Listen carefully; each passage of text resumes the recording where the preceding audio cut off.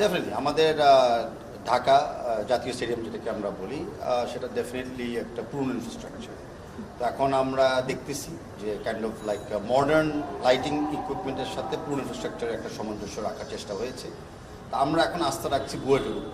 BUET since একটা সিস্টেমকে ওরা ইঞ্জিনিয়ারিং অ্যাসপেক্ট থেকে ওকে করে দিয়েছে। ফেডারেশনের পক্ষ থেকে অ্যাজ লং এজ ঠিক মতো লাইটিং আমরা পাই, অ্যাজ লং এজ লাইটিংয়ের কোনো শ্যাডো বা শেড না থাকে, আমরা স্যাটিসফাইড থাকবো। তো আমরা আশা করি যে কাজটা খুব শিগগিরই শেষ হয়ে যাবে অ্যান্ড আমরা লাইটটাকে টেস্ট করতে পারবো।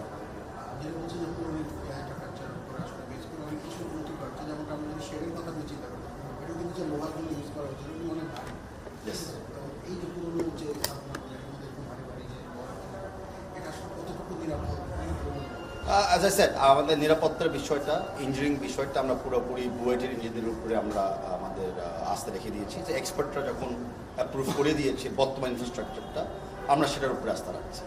আমাদের দায়িত্ব হবে আগামীতে লাইট চলে কিনা, মাঠটা ঠিক আছে কিনা, অ্যান্ড ফিফা স্ট্যান্ডার্ডে, ইন্টারন্যাশনাল স্ট্যান্ডার্ডে গ্যালারিটা মেরামত করা হয়েছে। আমরা আশাবাদী যে জুন 10 তারিখের আগে, ইনফ্যাক্ট জুনের 1 তারিখে আগে স্টেডিয়ামের কাজ সম্পূর্ণ হয়ে যাবে। আমাদের জাতীয় দলের ক্যাম্প এই মাঠে 1 তারিখে শুরু হবে।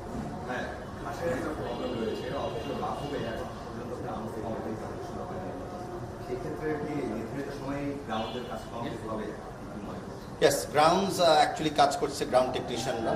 ওনারা দীর্ঘদিন এক্সপিরিয়েন্স আছে, বিভিন্ন গ্রাউন্ডস এবং ঘাসে তারা কাজ করেছে। আর বাফুফের কমিটিতে অ্যাকচুয়ালি হলো একটা মনিটরিং কমিটি, যেটা নন টেকনিক্যাল লোকদের সাথে জড়িত, যাদের ব্যান্ডেডটা হলো আরও অনেক স্টেডিয়াম এবং গ্রাউন্ডস কিনা। বিশেষ করে ঢাকা স্টেডিয়ামের ব্যাপারে আমরা আমাদের টেকনিশিয়ানরা অলরেডি কাজ শুরু করে দিয়েছে। অতীতে যেরকম সেম স্টেডিয়ামে এককালে আর্জেন্টিনা, নাইজেরিয়াও খেলে গিয়েছে, সেম স্টেডিয়ামে সেম বা বেটার মাঠ আমরা তৈরি করতে পারবো। আমাদের হোমের 3টা ম্যাচ রয়েছে, আর 3টা ম্যাচ 3টা ভেন্যুতে আয়োজনের পরিকল্পনা আপনাদের রয়েছে, সেই ব্যাপারটা যদি একটু ক্লিয়ার। আমি এখন কোনো ব্যাপারটা ক্লিয়ার করতে পারছি না, কারণ যতক্ষণ না আমরা অফিসিয়ালি অন্য কোনো ভেন্যু ফিফা থেকে অনুমোদন পাবো, আমরা অফিসিয়ালি কিছু বলতে পারছি না। বিবেচনা অনেক কিছুই আছে, রাইট নাও একমাত্র স্টেডিয়াম যেটা সার্টিফাইড অ্যান্ড খেলার জন্য ইউজেবল সেটা হলো ঢাকা স্টেডিয়াম। বা সেটার ব্যাপারেও কিন্তু ইন্সপেকশন একটা আমাদের পাস করতে হবে। এপ্রিলের মানে যে কোনো সময় ইন্সপেক্টর চলে আসবে, ফ্লাইট স্কেল ঠিক হলে।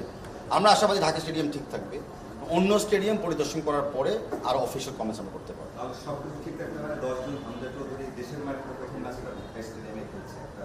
10 June Dhaka stadium is fixed. 10 জুনের জন্য Bangladesh versus Singapore Dhaka stadium fixed. আমরা চেষ্টা করব জুনের 5-6 তারিখে একটা ফ্রেন্ডলি ম্যাচ করতে, বা সেটা ঢাকা স্টেডিয়ামে।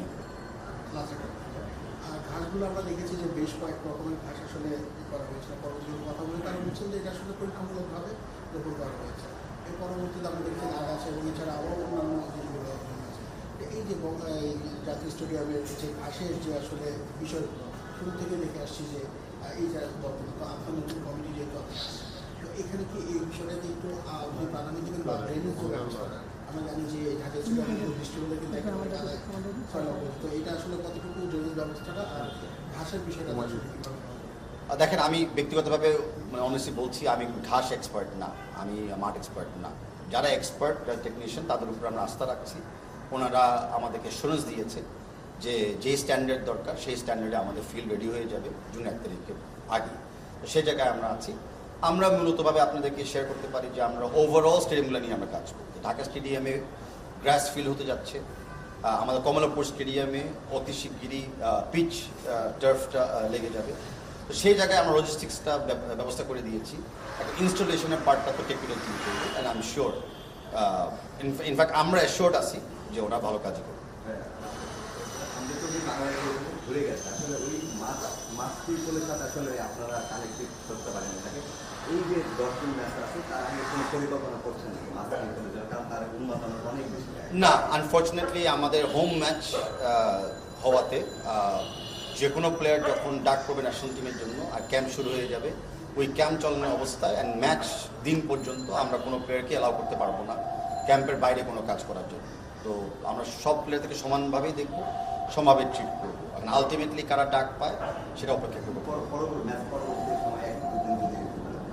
ম্যাচ পরবর্তীতে সময় প্রত্যেকটা প্লেয়ার ইন্ডিপেন্ডেন্স আছে, ওনারা কী করতে চান কখন ক্যাম্পের বাইরে। তবে আমাদের একটু মনে রাখতে হবে যে আমাদের নেক্সট ম্যাচ কিন্তু হলো আবার সাফ কম্পিটিশন।